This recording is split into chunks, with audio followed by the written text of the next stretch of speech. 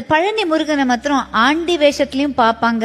ஆனா அது முடிச்சுட்டு ஃபுல்லா சக்கரவர்த்தியா அந்த வேஷத்துலயும் பாக்குறது ரொம்ப அதுதான் அம்சமானது. அது அது அதுக்கு ஒரு தனி ஒரு ஐதீகம் இருக்கு இல்லையா? அது என்னது? அது காலையில அவன் ஆண்டி குளத்துல இருப்பான், சாயந்தரம் ராஜ அலங்காரத்துல இருப்பான். காலையில நீங்க வாழ்க்கையில எதுவுமே இல்லாம அவன் முன்னாடி போய் நின்னாலும் அன்றைக்கு மாலைக்குள்ளேயே உங்கள் வாழ்க்கையில் அவன் ஒரு மிகப்பெரிய மாற்றத்தை நிகழ்த்தி காட்டுவான் அப்படின்றதா ராஜ அலங்காரம். நான் பழனிய பத்தி சொல்லணும். தமிழ்நாட்டுல முதல்ல ஒரு கோவில்ல தங்கத்தேர் வந்ததுன்னா அது பழனில தான். அதை உருவாக்கியவர் ஒரு தனி நபர்.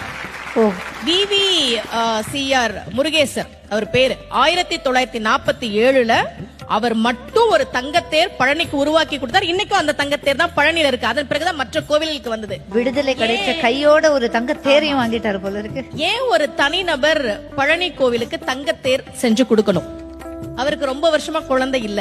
முருகன் கிட்ட, பழனி முருகன் கிட்ட மனமுருகி வேண்டார்.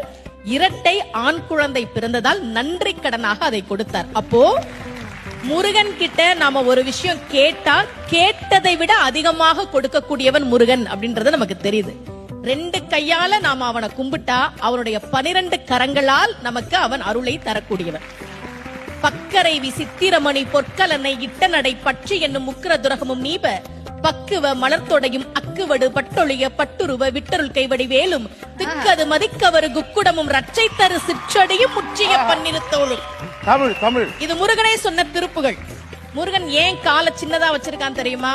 நாமெல்லாம் புடிச்சுக்கிறதுக்கு வசதியா சின்னதா வச்சுக்கிறான். அந்த சின்ன காலை நம்ம புடிச்சுக்கிட்டா பெரிய கையால இந்தா வச்சுக்கோ என்று கொடுக்கக்கூடியவன் தான் முருக பெருமான்.